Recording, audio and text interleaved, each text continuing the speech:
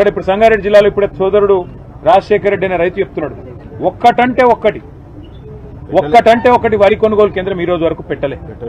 అంటే ఎంత అన్యాయమైన పరిస్థితి అంటే సెంటర్లు పెట్టరు, పెడితే రైస్ మిల్ అలాట్ చేయరు, అట్లాగే ఆ సెంటర్లో గన్ని బ్యాగులు దొరకాయి, సుతిల దారం ఉండదు, అకాల వర్షాలతో నష్టం నిన్నైతే కప్పెతందుకు టార్పాలిన్లు లేవు.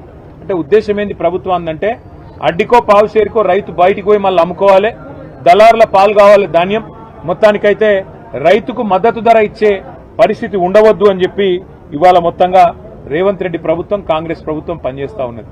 దీనికి ప్రధానమైన కారణం సివిల్ సప్లైస్ కార్పొరేషన్ లో జరిగిన కుంభకోణమే. ఇవాళ రేవంత్ రెడ్డి గారు వరి కొనుగోలు చేయలేకపోవడానికి కారణం సివిల్ సప్లైస్ కార్పొరేషన్ లో జరిగిన కుంభకోణం. ఇవాళ సివిల్ సప్లైస్ కార్పొరేషన్ సంస్థ 1,06,000 కోట్ల అప్పుల పాలైంది. ఆ అప్పుల పాలైపోయి ఇవాళ ఆ సంస్థకు ఎన్పీఏగా డిక్లేర్ అయిపోయి, అంటే ఆ సంస్థకి ఎవడు బ్యాంకులో పతార లేదు, నాన్ పర్ఫార్మింగ్ అసెట్ అయిపోయింది. అందుకే మరి ఇలా సంస్థకి వెళ్ళి పైసలు ఉడతలేవు కాబట్టి ఇవాళ సెంటర్లు తెరిచే పరిస్థితి లేదు.